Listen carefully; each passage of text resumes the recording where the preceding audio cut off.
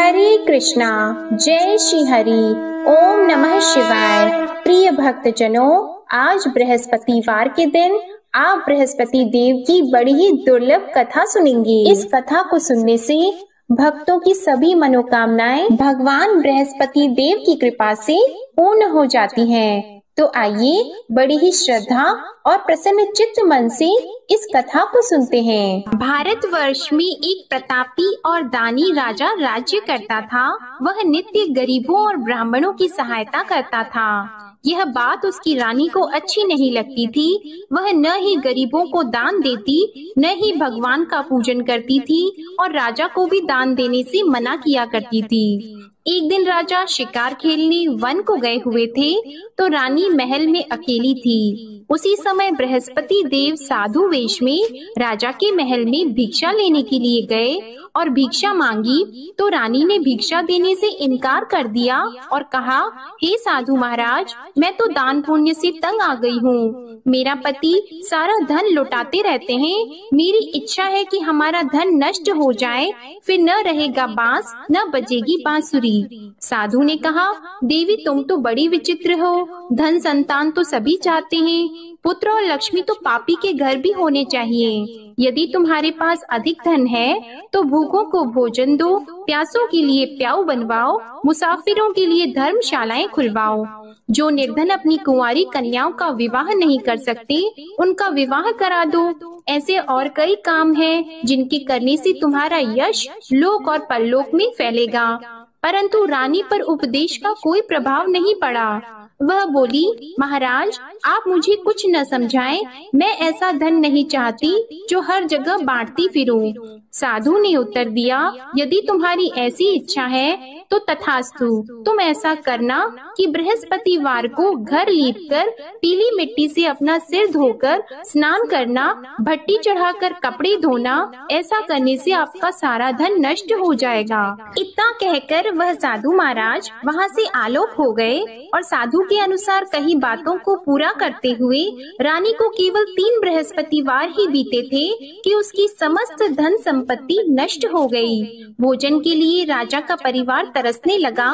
तब एक दिन राजा ने रानी से बोला कि हे रानी, तुम यहीं रहो, मैं दूसरे देश को जाता हूँ, क्योंकि यहाँ पर सभी लोग मुझे जानते हैं, इसलिए मैं कोई छोटा कार्य नहीं कर सकता। ऐसा कहकर राजा परदेश चला गया। वह जंगल से लकड़ी काट कर लाता और शहर में बेचता था। इस तरह वह अपना जीवन व्यतीत करने लगा।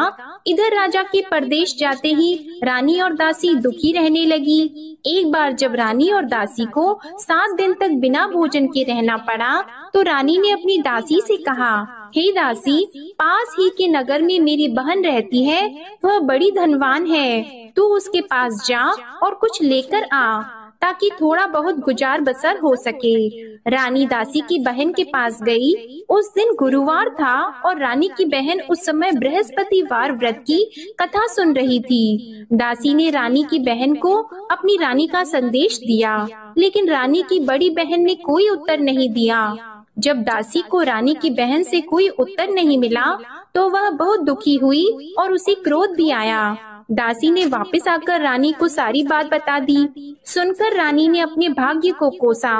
उधर रानी की बहन ने सोचा कि मेरी बहन की दासी आई थी, परंतु मैं उससे नहीं बोली, इससे वह बहुत दुखी हुई होगी। कथा सुनकर और पूजन समाप्त करके वह अपनी बहन के घर आई और कहने लगी, हे बहन, मैं बृहस्पतिवार का व्रत कर रही थी, तुम्हारी दासी मेरे घर आई थी, परंतु जब तक कथा होती है तब तक न तो उठते हैं और न ही बोलते हैं, इसलिए मैं नहीं बोली। कहो दासी क्यों गई थी?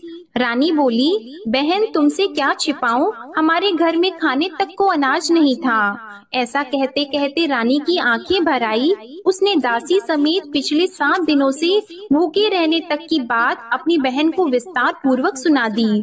रानी की बहन बोली, देखो बहन, भगवान बृहस्पति सबकी मनोकामना को पूर्ण करते हैं। देखो शायद तुम्हारे घर में अनाज रखा हो। पहले तो रानी को विश्वास नहीं हुआ, पर बहन के आग्रह करने पर उसने अपनी दासी को अंदर भेजा तो उसे सचमुच अनाज से भरा एक घड़ा मिल गया। यह देखकर दासी को बड़ी हैरानी हुई। दासी रानी से कहने लगी, हे रानी, जब हमको भोजन नहीं मिलता तो हम व्रत ही तो करते हैं, इसलिए क्यों न इनसे व्रत और कथा की विधि पूछ ली जाए ताकि हम भी व्रत कर सकें। तब रानी ने अपनी बहन से बृहस्पतिवार व्रत के बारे में पूछा। उसकी बहन ने बताया, बृहस्पतिवार के व्रत में चने की दाल और मुनक्का से विष्णु भगवान का केले की जड़ में पूजन करें तथा दीपक जलाएं, व्रत कथा सुने और पीला भोजन ही करें। इससे बृहस्पति देव प्रसन्न होते हैं। और व्रत और पूजन विधि बताकर रानी की बहन अपने घर को लौट गई।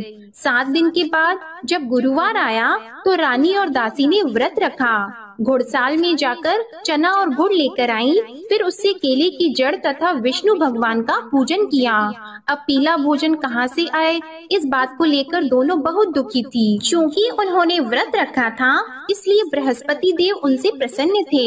इसलिए वे एक साधारण व्यक्ति का रूप धारण करके 2 थालों में सुंदर पीला भोजन दासी को दे गए। भोजन पाकर दासी बहुत प्रसन्न हुई और फिर रानी के साथ मिलकर भोजन ग्रहण किया। उसके बाद वे सभी गुरुवार को व्रत और पूजन करने लगी। बृहस्पति भगवान की कृपा से उनके पास फिर से धन संपत्ति आ गई, परंतु रानी फिर से पहले की तरह आलस्य करने लगी। तब दासी बोली, देखो रानी, तुम पहले भी इस प्रकार आलस्य करती थी, तुम्हें धन रखने में कष्ट होता था, इस कारण सभी धन नष्ट हो गया, और अब जब भगवान बृहस्पति की कृपा से धन मिला है तो तुम्हें फिर से आलस्य होता है। रानी को समझाते हुए दासी कहती हैं कि बड़ी मुसीबतों के बाद हमने यह धन पाया है, इसलिए हमें दान पुण्य करना चाहिए, भूखे मनुष्यों को भोजन कराना चाहिए और धन को शुभ कार्यों में खर्च करना चाहिए, जिससे तुम्हारे कुल का यश बढ़ेगा, स्वर्ग की प्राप्ति होगी और पितृ प्रसन्न होंगे। दासी की बात मानकर रानी अपना धन शुभ कार्यों में खर्च करने लगी, जिससे पूरे नगर में उसका यश फैलने लगा। उधर एक दिन राजा दुखी होकर जंगल में एक पेड़ के नीचे आसन जमाकर बैठ गया। वह अपनी दशा को याद करके व्याकुल होने लगा। बृहस्पतिवार का दिन था। एकाएक उसने देखा कि निर्जन वन में एक साधु प्रकट हुए। वह साधु वेश में स्वयं बृहस्पति देवता थे। लकड़हारे के सामने आकर बोले, हे लकड़हारे, इस सुनसान जंगल में तू इतना चिंता मग्न क्यों बैठा है? लकड़हारे ने दोनों हाथ जोड़कर प्रणाम किया और उत्तर दिया, महात्मा जी, आप सब कुछ जानते हैं, मैं क्या कहूँ। यह कहकर रोने लगा और साधु को अपनी आत्म कथा सुनाई। महात्मा जी ने कहा, तुम्हारी स्त्री ने बृहस्पतिवार के दिन बृहस्पति भगवान का निरादर किया है, जिसके कारण रुष्ट होकर उन्होंने तुम्हारी यह दशा कर दी। अब तुम चिंता को दूर करके मेरे कहने पर चलो तो तुम्हारे सब कष्ट दूर हो जाएंगे और भगवान पहले से भी अधिक संपत्ति देंगे। तुम बृहस्पति के दिन कथा किया करो, 2 पैसे के चने मुनक्का लाकर उसका प्रसाद बनाओ और शुद्ध जल से लोटे में शक्कर मिलाकर अमृत तैयार करो। कथा के पश्चात अपने सारे परिवार और सुनने वाले प्रेमियों में अमृत व प्रसाद को बांटकर खुद भी ग्रहण करो। ऐसा करने से भगवान तुम्हारी सब मनोकामनाएं पूरी करेंगे। साधु के ऐसे वचन सुनकर लकड़हारा बोला, हे प्रभु, मुझे लकड़ी बेचकर इतना पैसा नहीं मिलता जिससे भोजन के उपरांत कुछ बचा सकूं। मैंने रात्रि में अपनी स्त्री को व्याकुल देखा है, मेरे पास कुछ भी नहीं जिससे मैं उसकी खबर मंगा सकूं। और फिर मैं बृहस्पति देव की क्या कहानी सुनूं? मुझको तो कुछ भी मालूम नहीं है। साधु ने कहा, हे लकड़हारी, तुम किसी बात की चिंता मत करो। बृहस्पतिवार के दिन तुम रोजाना की तरह लकड़ियाँ लेकर शहर को जाओ। तुमको रोज से दुगुना धन प्राप्त होगा, जिससे तुम भली भांति भोजन कर लोगे और बृहस्पति देव की पूजा का सामान भी आ जाएगा। बृहस्पति देव की कथा इस प्रकार है, सुनो। प्राचीन काल में एक ब्राह्मण रहता था।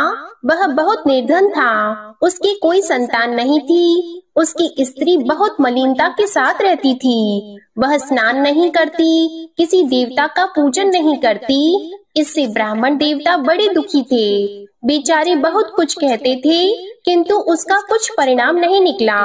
भगवान की कृपा से ब्राह्मण की स्त्री के कन्या रूपी रत्न पैदा हुआ। कन्या बड़ी होने पर प्रातः स्नान करके विष्णु भगवान का जाप और बृहस्पतिवार का व्रत करने लगी। अपने पूजन पाठ को समाप्त करके विद्यालय जाती तो अपनी मुट्ठी में जौ भर के ले जाती और पाठशाला के मार्ग में डालती जाती। तब ये जौ स्वर्ण के हो जाते तो लौटते समय उनको बीन कर घर ले आती। एक दिन वह बालिका सूप में उस सोने के जौ को फटक कर साफ कर रही थी कि उसके पिता ने देख लिया और कहा, हे बेटी, सोने के जौ के लिए सोने का सूप होना चाहिए। दूसरे दिन बृहस्पतिवार था। इस कन्या ने व्रत रखा और बृहस्पति देव से प्रार्थना करके कहा, मैंने आपकी पूजा सच्चे मन से की है तो मेरे लिए सोने का सूप दे दो। बृहस्पति देव ने उसकी प्रार्थना स्वीकार कर ली। रोजाना की तरह वह कन्या जौ फैलाती हुई जाने लगी। जब लौटकर जौ बीन रही थी तो बृहस्पति देव की कृपा से सोने का सूप मिला। उसे वह घर ले आई और उसमें जौ साफ करने लगी, परंतु उसकी माँ का वही ढंग रहा। एक दिन की बात है कि वह कन्या सोने के सूप में जौ साफ कर रही थी। उस समय उस शहर का राजपुत्र वहाँ से होकर निकला। इस कन्या के रूप और कार्य को देखकर मोहित हो गया और अपने घर आकर भोजन और जल त्याग कर उदास होकर लेट गया।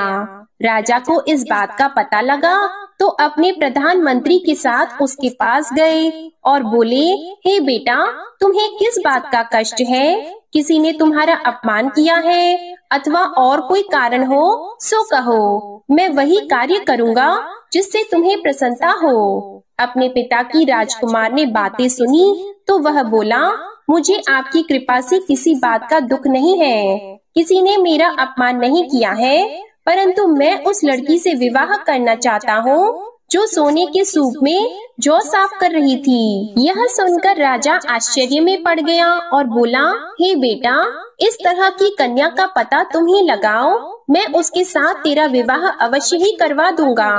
राजकुमार ने उस लड़की के घर का पता बताया। तब मंत्री उस लड़की के घर गए और ब्राह्मण देवता को सभी हाल बताया। ब्राह्मण देवता राजकुमार के साथ अपनी कन्या का विवाह करने के लिए तैयार हो गए तथा विधि विधान के अनुसार ब्राह्मण की कन्या का विवाह राजकुमार के साथ हो गया। कन्या के घर से जाते ही पहले की भांति उस ब्राह्मण देवता के घर में गरीबी का निवास हो गया। अब भोजन के लिए भी अन्न बड़ी मुश्किल से मिलता था। एक दिन दुखी होकर ब्राह्मण देवता अपनी पुत्री के पास गए। बेटी ने पिता की दुखी अवस्था को देखा और अपनी माँ का हाल पूछा। तब ब्राह्मण ने भी सभी हाल कहा। कन्या ने बहुत सा धन देकर अपने पिता को विदा कर दिया। इस तरह ब्राह्मण का कुछ समय सुख पूर्वक व्यतीत हुआ। कुछ दिन के बाद फिर वही हाल हो गया।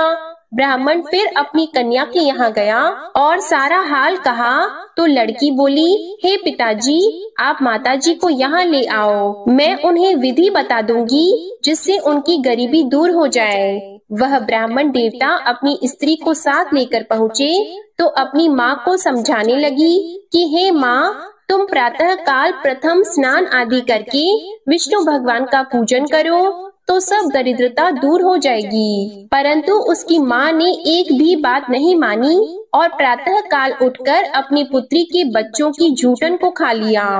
इससे उसकी पुत्री को भी बहुत गुस्सा आया। उसने एक रात को एक कोठरी से सारा सामान निकाल दिया और अपनी माँ को उसमें बंद कर दिया।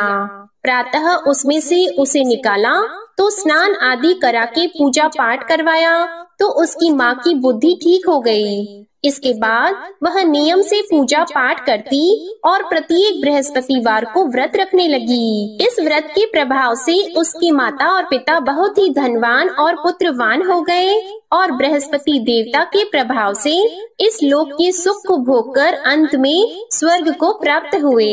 इस तरह कहानी कहकर साधु देवता वहाँ से अंतर्ध्यान हो गए। धीरे धीरे समय व्यतीत होने पर फिर वही बृहस्पतिवार का दिन आया। लकड़हारा जंगल से लकड़ी काटकर किसी शहर में बेचने गया। उसे उस दिन और दिन से अधिक पैसा मिला। राजा ने चना गुड़ आदि लाकर गुरुवार का व्रत किया। उस दिन से उसके सभी क्लेश दूर हो गए। परंतु जब दोबारा गुरुवार का दिन आया तो बृहस्पतिवार का व्रत करना भूल गया। इस कारण बृहस्पति भगवान नाराज हो गए।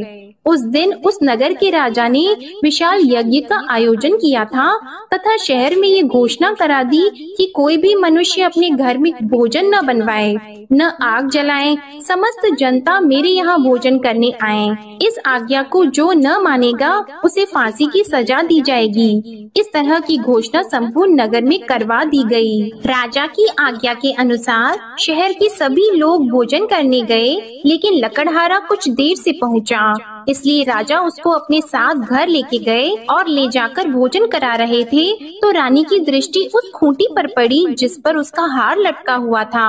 वह वहाँ पर दिखाई नहीं दिया। रानी ने निश्चय किया कि मेरा हार इस मनुष्य ने चुरा लिया है। उसी समय सिपाहियों को बुलाकर उसको कारागार में डलवा दिया। जब लकड़हारा कारागार में पड़ गया और बहुत दुखी होकर विचार करने लगा कि न जाने कौन से पूर्व जन्म के कर्म से मुझे यह दुख प्राप्त हुआ है, और उसी साधु को याद करने लगा जो कि जंगल में मिला था। उसी समय तत्काल बृहस्पति देव साधु के रूप में प्रकट हुए और उसकी दशा को देखकर कहने लगे, अरे मूर्ख, तूने बृहस्पति देव की कथा नहीं करी, इस कारण तुझे दुख प्राप्त हुआ है। अब चिंता मत कर, बृहस्पतिवार के दिन कारागार के दरवाजे पर 4 पैसे पड़े मिलेंगे, उनसे तू बृहस्पति देव की पूजा करना, तेरे सभी कष्ट दूर हो जाएंगे। बृहस्पतिवार के दिन उसे 4 पैसे मिले। लकड़हारे ने कथा कही। उसी रात्रि को बृहस्पति देव ने उस नगर के राजा को स्वप्न में कहा, हे राजा, तुमने जिस आदमी को कारागार में बंद कर दिया है वह निर्दोष है, वह राजा है, उसे छोड़ देना। रानी का हार उसी खूंटी पर लटका है, अगर तू ऐसा नहीं करेगा तो मैं तेरे राज्य को नष्ट कर दूंगा। इस तरह रात्रि के स्वप्न को देखकर राजा प्रातः काल उठा और खूंटी पर हार देखकर लकड़हारे को बुलाकर क्षमा मांगी और लकड़हारे को योग्य सुंदर वस्त्र आभूषण देकर विदा कर दिया। बृहस्पति देव की आज्ञा के अनुसार लकड़हारा अपने नगर को चल दिया। राजा जब अपने नगर के निकट पहुंचा तो उसे बड़ा आश्चर्य हुआ। नगर में पहले से अधिक बाग, तालाब, कुएं तथा बहुत सी धर्मशाला, मंदिर आदि बन गई हैं। राजा ने पूछा, यह किसका बाग और धर्मशाला है? तब नगर के सब लोग कहने लगे, यह सब रानी और बंदी के हैं। तो राजा को आश्चर्य हुआ और गुस्सा भी आया। जब रानी ने यह खबर सुनी कि राजा आ रहे हैं तो उन्होंने दासी से कहा, हे दासी, देख राजा हमको कितनी बुरी हालत में छोड़ गए थे। हमारी ऐसी हालत देखकर वह लौट न जाएं, इसलिए तू दरवाजे पर खड़ी हो जा। आज्ञा के अनुसार दासी दरवाजे पर खड़ी हो गई। राजा आए तो उन्हें अपने साथ लेकर आई। तब राजा ने क्रोध करके अपनी रानी से पूछा कि यह धन तुम्हें कैसे प्राप्त हुआ है? तब उन्होंने कहा, हमें यह सब धन बृहस्पति देव के इस व्रत के प्रभाव से प्राप्त हुआ है। राजा ने निश्चय किया कि 7 रोज बाद तो सभी बृहस्पति देव का पूजन करते हैं, परंतु मैं प्रतिदिन दिन में 3 बार कहानी और रोज व्रत किया करूँगा। अब हर समय राजा के दुपट्टे में चने की दाल बंदी रहती और दिन में 3 बार कहानी कहते। एक रोज राजा ने विचार किया कि चलो अपनी बहन के यहाँ हो आवे। इस तरह निश्चय करके राजा घोड़े पर सवार होकर अपनी बहन के यहाँ को चलने लगा। मार्ग में उसने देखा कि कुछ आदमी एक मुर्दे को लिए जा रहे हैं। उन्हें रोककर राजा कहने लगा, अरे भाइयों, मेरी बृहस्पति देव की कथा सुन लो। वे बोले, लो हमारा तो आदमी मर गया है, इसको अपनी कथा की पड़ी है। परंतु कुछ आदमी बोले, अच्छा कहो, हम तुम्हारी कथा भी सुनेंगे। राजा ने दाल निकाली और जब कथा आदि हुई थी कि मुर्दा हिलने लग गया, और जब कथा समाप्त हो गई तो राम राम करके मनुष्य उठकर खड़ा हो गया। आगे मार्ग में उसे किसान खेत में हल चलाता मिला तो राजा ने उसे देखकर बोला, अरे भैया, तुम मेरी बृहस्पतिवार की कथा सुन लो। किसान बोला, जब तक मैं तेरी कथा सुनूंगा तब तक 4 हरैया जोत लूंगा। जा अपनी कथा किसी और को सुनाना। इस तरह राजा आगे चलने लगा। राजा के हटते ही बैल पछाड़ खाकर गिर गए और किसान के पेट में बड़ी जोर का दर्द होने लगा। उस समय उसकी माँ रोटी लेकर आई और उसने जब यह देखा तो अपने पुत्र से सब हाल पूछा और बेटे ने सभी हाल कह दिया। तो बुढ़िया दौड़ी दौड़ी उस घुड़सवार के पास गई और उससे बोली कि मैं तेरी कथा सुनूंगी, तू अपनी कथा मेरे खेत पर चलकर ही कहना। राजा ने बुढ़िया के खेत पर जाकर कथा कही, जिसके सुनते ही वह बैल उठकर खड़े हुए तथा किसान के पेट का दर्द भी बंद हो गया। राजा अपनी बहन के घर पहुंचा। बहन ने भाई की खूब मेहमानी की। दूसरे रोज प्रातः काल राजा जगा तो वह देखने लगा कि सब लोग भोजन कर रहे हैं। राजा ने अपनी बहन से कहा, ऐसा कोई मनुष्य है जिसने भोजन नहीं किया हो? मेरे बृहस्पतिवार की कथा सुन ले। बहन बोली, हे भैया, यह देश ऐसा है कि पहले यहाँ लोग भोजन करते हैं, बाद में अन्य काम करते हैं। अगर कोई पड़ोस में हो तो देख आऊं। वह ऐसा कहकर देखने चली गई, परंतु उसे कोई ऐसा व्यक्ति नहीं मिला जिसने भोजन न किया हो।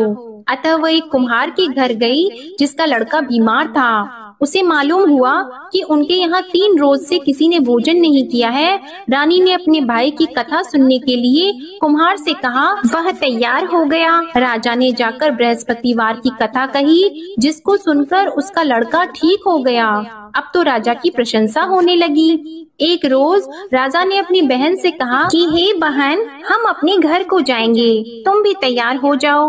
राजा की बहन ने अपनी सास से कहा तो सास ने कहा, हाँ चली जा, परंतु अपने लड़कों को मत ले जाना, क्योंकि तेरे भाई की कोई औलाद नहीं है। बहन ने अपने भैया से कहा, हे भैया, मैं तो चलूंगी पर कोई बालक नहीं चलेगा।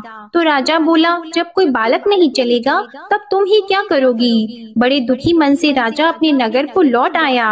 राजा ने अपनी रानी से कहा, हम निर्वंशी हैं, हमारा मुंह देखने का धर्म नहीं है और कुछ भोजन आदि नहीं किया है। रानी बोली, हे प्रभु, बृहस्पति देव ने हमें सब कुछ दिया है, वह हमें औलाद अवश्य देंगे। उसी रात को बृहस्पति देव ने राजा से स्वप्न में कहा, हे राजा उठो, सभी सोच त्याग दो, तेरी रानी गर्भ से है। राजा को यह बात सुनकर बड़ी खुशी हुई। 9वें महीने में उसके गर्भ से एक सुंदर पुत्र पैदा हुआ। तब राजा बोला, हे रानी, स्त्री बिना भोजन के रह सकती है, पर बिना कहे नहीं रह सकती। जब मेरी बहन आएगी तुम उससे कुछ मत कहना। रानी ने सुनकर हाँ कर दिया। जब राजा की बहन ने यह शुभ समाचार सुना तो वह बहुत खुश हुई और बधाई लेकर अपने भाई के यहाँ आई। तभी रानी ने कहा, घोड़ा चढ़कर तो नहीं आई है, गधा चढ़कर आई है। राजा की बहन बोली, भाभी, मैं इस प्रकार न कहती तो तुम्हें औलाद कैसे मिलती? बृहस्पति देव ऐसे ही हैं, जैसी जिसके मन में कामनाएं हैं सभी को पूर्ण करते हैं। जो सद्भावना पूर्वक बृहस्पतिवार का व्रत करता है एवं कथा पढ़ता है अथवा सुनता है, दूसरों को सुनाता है, बृहस्पति देव उनकी सभी मनोकामनाएं पूर्ण करते हैं। बृहस्पति देव उनकी सदैव रक्षा करते हैं। जो संसार में सद्भावना और सच्चे हृदय से बृहस्पति देव का पूजन करते हैं, उनकी सभी मनोकामनाएं उसी प्रकार पूर्ण होती हैं, जैसे राजा और रानी ने बृहस्पति देव की कथा का गुणगान किया।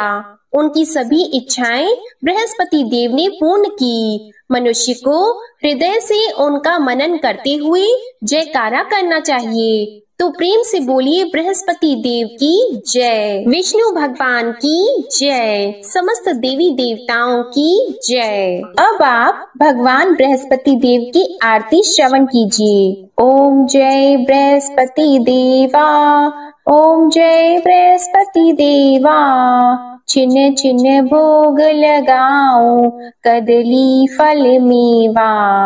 ओम जय बृहस्पति देवा, तुम पूर्ण परमात्मा, तुम अंतर्यामी, जगत पिता जगदीश्वर, तुम सबके स्वामी। ओम जय बृहस्पति देवा, चरणामृत निज निर्मल, सब पातक हरता, सकल मनोरथ दायक, कृपा करो भरता। ओम जय बृहस्पति देवा, तन मन धन अर्पण कर, जो जन शरण पड़े, प्रभु प्रकट तब होकर, आकर द्वार खड़े। ओम जय बृहस्पति देवा, दीन दयाल दयानिधि, भक्तन हितकारी, पाप दोष सब हरता, भव बंधन हारी।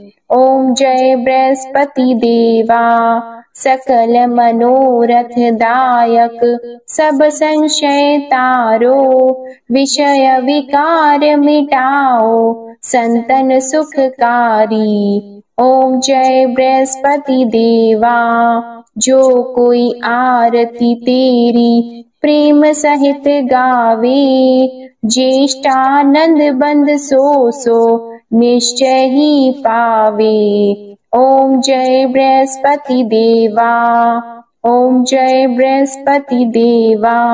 प्रेम से बोलिए भगवान बृहस्पति देव की जय। बोलिए भगवान श्री लक्ष्मी नारायण जी की जय। आपको आज की कथा पसंद आए, आरती पसंद आए तो वीडियो को लाइक कीजिएगा, शेयर कीजिएगा, कमेंट में भगवान बृहस्पति देव जी की जय लिखिएगा और चैनल को भी सब्सक्राइब कीजिएगा। इसी के साथ आज आप हमारे चैनल पर पौष मास महात्म्य की कथा भी जरूर सुनिएगा। प्रेम से बोलिए भगवान श्री बृहस्पति देव की जय।